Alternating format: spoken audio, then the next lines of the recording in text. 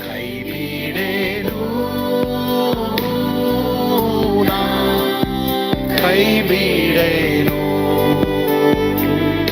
ಆ ಮಾತು ಹೇಳಿದ ನನ್ನ ತಾ ಹೇಳಿದ ನಲ್ಲವೇ. ನಾ ಕೈ ಬಿಡೇನು, ನಾ ಕೈ ಬಿಡೇನು, ಆ ಮಾತು ಹೇಳಿದ ನನ್ನ ತಾ ಹೇಳಿದ ನಲ್ಲವೇ.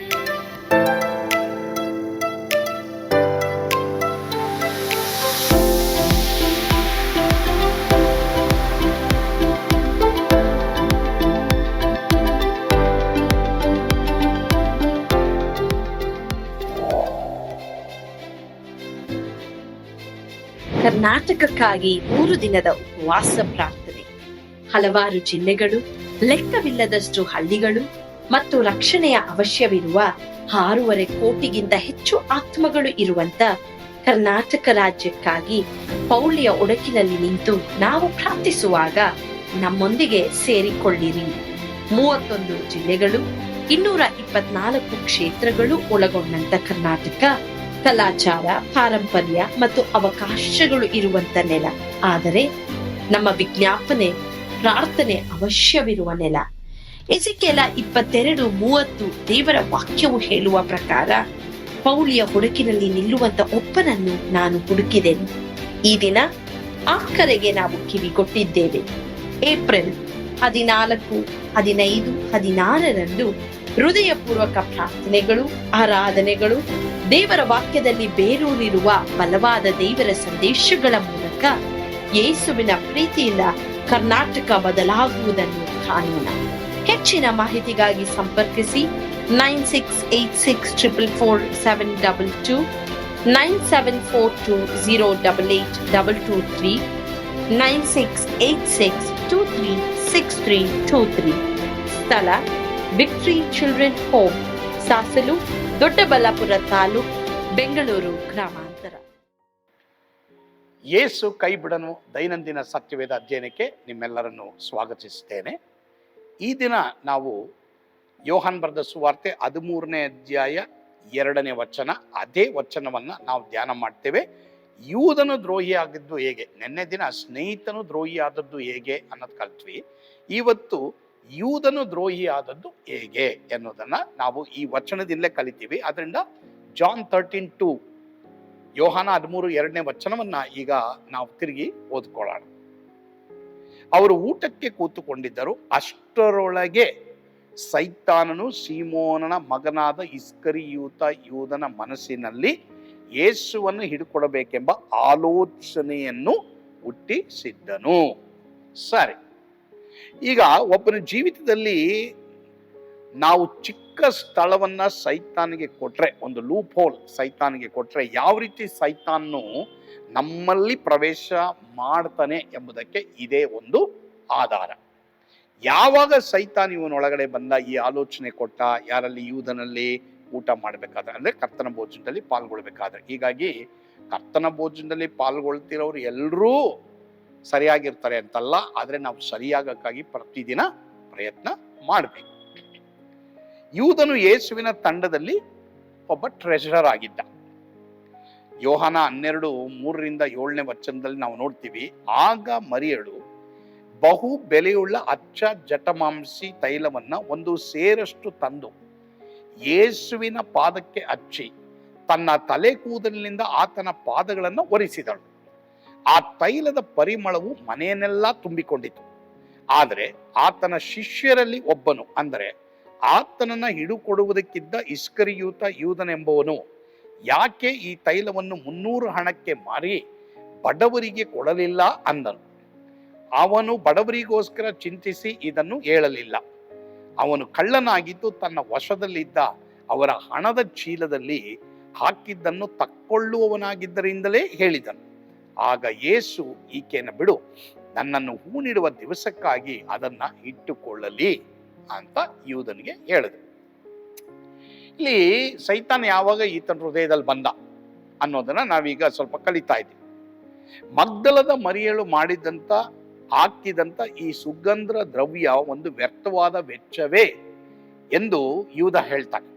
ಆದ್ರೆ ಯೇಸು ಅವನಿಗೆ ನೀನ್ ಸುಮ್ಮನೆ ಇರು, ಆಕೆನ್ ಬಿಟ್ಟು ಬಿಡು ಅಂತ ಹೇಳ್ತಾನೆ. ಈಗ ಯೋಹಾನ 13:2 ಬಂದ್ರೆ, ಯೂದನು ದ್ರೋಹಿ ಆಗುವುದಕ್ಕೆ ಪ್ರೇರಣೆ ಮಾಡಿದ್ದು ಸೈತಾನನೇ ಆಗಿದ್ರು ಅದಕ್ಕೆ ಬಾಗಿಲನ್ನ ತೆರೆದಿದ್ದು ಯೂದನೇ ಎಂಬುದಾಗಿ ನಾವು ಯೋಚನೆ ಮಾಡ್ಬೇಕು. ಎಲ್ಲಾನು ಸೈತಾನ್ ಮೇಲೆ ಹಾಕ್ಬೇಡಿ ಅಲ್ವಾ. ಸೈತಾನು ಅಲ್ಲಿ ಇರ್ತಾನಷ್ಟೇ, ಆದ್ರೆ ಅವನಿಗೆ ಬಾಗಿಲನ್ನ ತೆರೆಯೋದು ನಮ್ಮ ಜೀವಮಾನದಲ್ಲಿ ನಾವೇ. ಅದರಿಂದ ಯಾರು ಬಾಗಿಲನ್ನ ತೆರಿಬೇಡಿ. ಸರಿ, ಈಗ ಪ್ರಶ್ನೆ, ಹಾಗಾದ್ರೆ ಯೂದನಲ್ಲಿ ಮೊದಲನೇದಾಗಿ ಇಂಥ ಯೋಚನೆಯನ್ನ ಸೈತಾನ್ನೇ ಕೊಟ್ಟಿದ್ದು. ಮಗ್ದಲದ ಮರಿಯಳ ಒಂದು ಘಟನೆಯಲ್ಲಿ ಯೇಸು ಹೇಳಿದ್ದಕ್ಕೆ ಅವನಿಗೆ ಇಷ್ಟ ಆಗ್ಲಿಲ್ಲ. ಆ ಸಂದರ್ಭದಲ್ಲಿ ಯೂದ ಸೈತಾನ್ಗೆ ಬಾಗಿಲನ್ನ ತೆರೀತಾನೆ.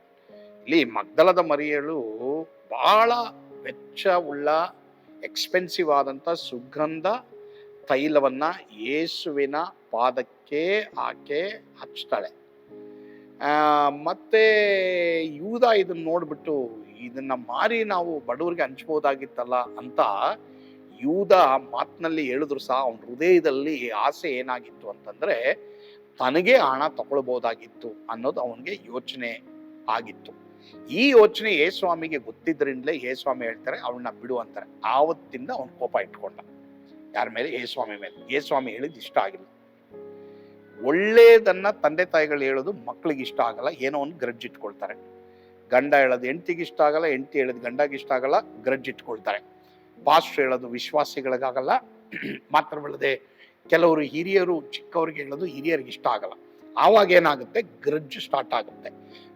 ಸ್ನೇಹಿತರು ಏನಾದರೂ ಒಳ್ಳೇದು ಹೇಳಿದ್ರೆ ಕೆಲವರಿಗೆ ದೇ ಆರ್ ನಾಟ್ ಟೀಚಬಲ್, ಅವರು ಕೇಳಿಸ್ಕೊಳಕ್ಕೆ ಇಷ್ಟ ಅಲ್ಲ, ಆವಾಗ ಗ್ರಡ್ಜ್ನ ಇಟ್ಕೊಳ್ತಾರೆ. ಯಾವಾಗ ನನ್ನಲ್ಲಿ ನಿನ್ನಲ್ಲಿ ದ್ವೇಷ ಮತ್ಸರವಾಗುತ್ತೋ ಆಗ ಸೈತಾನ್ ನಮ್ಮೊಳಗಡೆ ಬರ್ತಾನೆ.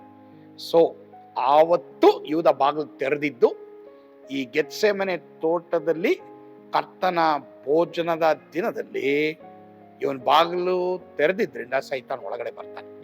ಈಗ ಪ್ರಿಯ ದೇವರ ಮಕ್ಕಳೇ, ನಿಮ್ಮ ಜೀವಮಾನದಲ್ಲಿ ಡಿಪ್ರೆಷನ್ ಇರ್ಬೋದು, ಅಥವಾ ನಿಮ್ಮ ಜೀವಮಾನದಲ್ಲಿ ಅನೇಕ ತೊಂದರೆ ಸಮಸ್ಯೆಗಳ ಒಂದು ಆಲೋಚನೆ ನಿಮ್ಗಿರ್ಬೋದು. ಎಲ್ಲಾದ್ರೂ ಸೈತಾನಿಗೆ ನೀನು ನಾನು ಬಾಗಿಲು ತೆರೆದಿದ್ದೀವಾ? ದ್ವೇಷ ಇರ್ಬೋದು, ಮತ್ಸರ ಇರ್ಬೋದು, ಯಾರ ಮೇಲಾದ್ರೂ ಕೋಪ ಇರ್ಬೋದು, ಅದನ್ನು ಹಾಗೆ ಇಟ್ಕೊಳ್ಬೇಡಿ. ಸೂರ್ಯನು ಮುಳುಗುವುದ್ರೊಳಗಾಗಿ ನಿಮ್ಮ ಸಿಟ್ಟು ಆರಿ ಹೋಗ್ಲಿ. ಕೋಪ ಸಿಟ್ಟಾಗಿ ಉಂಟಾಗಬಾರದು. ಕೋಪ ಮಾಡಬೇಕಾದ್ರೂ ಪಾಪ ಮಾಡಬೇಡ್ರಿ ಎಂಬುದಾಗಿ ಹೇಳಿರುವಂಥದ್ದು ಅದಕ್ಕೆ ಹಲವಾರು ಅರ್ಥಗಳಿದೆ. ಅದರಲ್ಲಿ ಒಂದು ಅರ್ಥ ಕೋಪ ಸಿಟ್ಟಾಗಬಾರ್ದು. Let not your anger become grudge ಅಂತ ಹೇಳ್ತಾನೆ.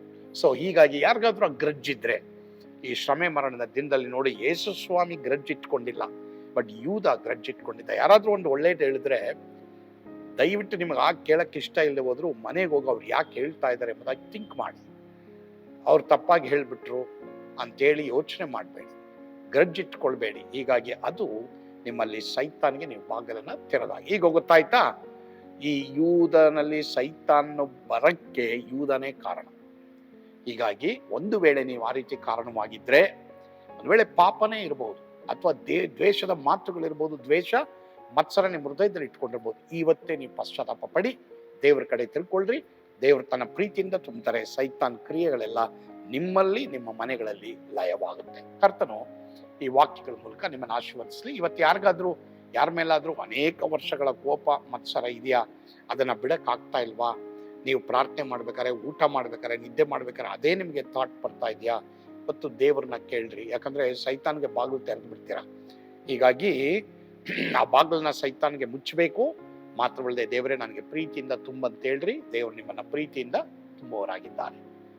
ಪ್ರಾರ್ಥನೆ ಮಾಡನ್ವಾ? ಪರಮ ಪ್ರೀತಿಯುಳ್ಳ ತಂದೆ ಆದ ದೇವರೇ, ನಿಮಗೆ ಸ್ತೋತ್ರ. ಹೌದು ಸ್ವಾಮಿ, ನಮ್ಮ ಜೀವಿತದ ಹಾದಿಯಲ್ಲಿ ಅನೇಕ ವೇಳೆ ಅನೇಕರು ನಮಗೆ ಅನ್ಯಾಯ ಮಾಡುವುದುಂಟು. ಆದರೆ ಅನೇಕ ವೇಳೆ ನಾವು ದ್ವೇಷವನ್ನ ಸಾಧಿಸಿ ಮತ್ಸರವನ್ನ ಇಟ್ಕೊಂಡಿದ್ದೀವಿ. ಅಥವಾ ಯಾರಾದ್ರೂ ನಮಗೆ ಒಳ್ಳೇದು ಹೇಳಿದ್ರೆ ನಮಗೆ ಇಷ್ಟ ಆಗದೆ ಇರುವಂತ ಸಂದರ್ಭದಲ್ಲಿ ಮತ್ಸರವುಳ್ಳವರಾಗಿ ಸೈತಾನ್ಗೆ ಜಾಗ ಕೊಟ್ಟಿದ್ದುಂಟು. ಆ ರೀತಿ ಯಾರಾದ್ರೂ ಇದ್ದೇ ಇರ್ತಾರಪ್ಪ. ಈಗ ತಕ್ಷಣವೇ ಅವರಲ್ಲಿರುವಂಥ ದ್ವೇಷ ಮತ್ಸರವನ್ನ ತೆಗೆದುಹಾಕಿ ಸೈತಾನನಿಗೆ ಬಾಗಿಲು ಮುಚ್ಚಲ್ಪಡಬೇಕು. ಅವ್ರ ಜೀವಮಾನದಲ್ಲಿ, ಅವರ ಕುಟುಂಬದಲ್ಲಿ, ಸೇವೆಯಲ್ಲಿ, ಬಿಸ್ನೆಸ್ಸಲ್ಲಿ, ಸ್ಕೂಲ್ ಕಾಲೇಜಲ್ಲಿ ಈ ಒಂದು ಸೈತಾನ್ ಕ್ರಿಯೆಗಳು ನಡಿಬಾರದು. ಕೃಪೆ ತೋರು, ಪ್ರೀತಿ ಕೊಡು. ಯೇಸುವಿನ ಹೆಸರಿನಲ್ಲಿ ಪ್ರಾರ್ಥಿಸ್ತೇವೆ ಸ್ವಾಮಿ, ಆಮೇನ್. God bless you. ಯೇಸು ನಿಮ್ಮನ್ನು ಕೈ ಬಿಡನು.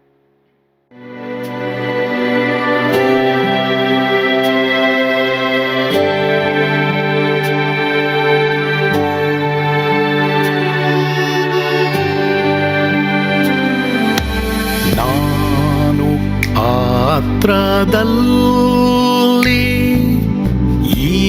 ಇರುವಾಗಲೂ ನೀನು ಭಯಪಟ್ಟು ಓಡಬಾರದು. ನನ್ನ ಮಾತನಂಬಿ ಸ್ಥಿರವಾಗಿರು. ನಿನ್ನ ಬಿಡಲಾರೆ, ಬಿಡೆನು ಎಂದೆಂದಿಗೂ.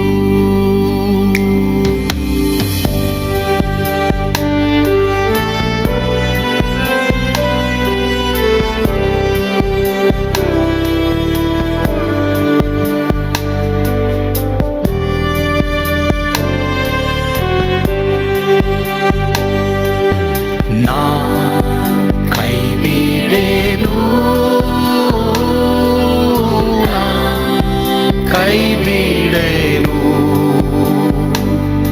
ಆ ಮಾತು ಹೇಳಿದನಲ್ಲ, ತಾ ಹೇಳಿದನಲ್ಲವೇ.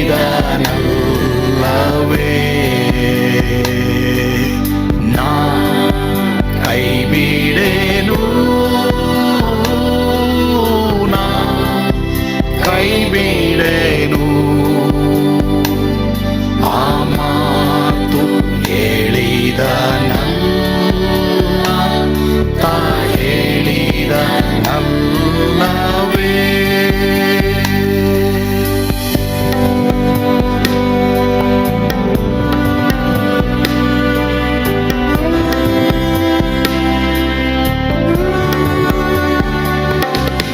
ಸುತ್ತಲೂ ಹೂಗಳು ಬಾಡಿ ಹೋದರು, ಮೇಲೆ ಸ್ವರ್ಗದೋಳು ಬಾದಲಾಗದು.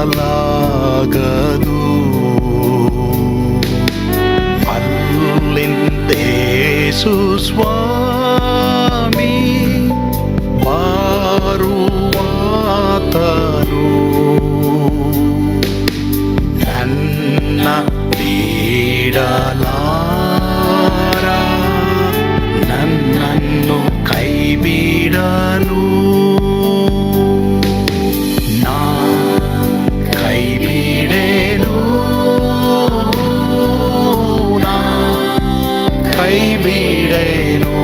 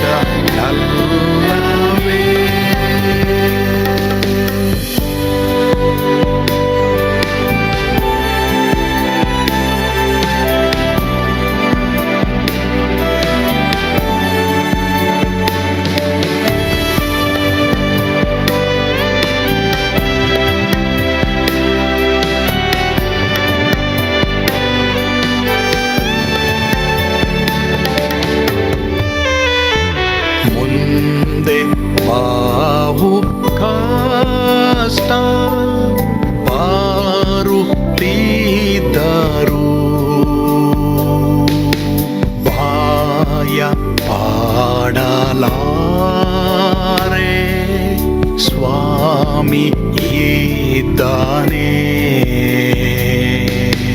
ಬಾಲವಾಗಿ ನಿಂತು ಹರ್ಷಗೊಳ್ಳುವೆ. ಸ್ವಾಮಿ ಬಿಡಲಾರ, ಸ್ವಾಮಿ ನನ್ನ ಕೈ ಬಿಡನು. ನಾ ಕೈ ಬಿಡೆನು, ನಾ ಕೈ ಬಿಡೆನು. ಆ ಮಾತು ಹೇಳಿದನಲ್ಲ, ತಾ ಹೇಳಿದನಲ್ಲವೇ. ನಾ ಕೈ ಬಿಡೆನು, ನಾ ಕೈ ಬಿಡೆನು. ಆ ಮಾತು ಹೇಳಿದನಲ್ಲ, ತಾ ಹೇಳಿದನಲ್ಲವೇ, ತಾ ಹೇಳಿದನಲ್ಲವೇ.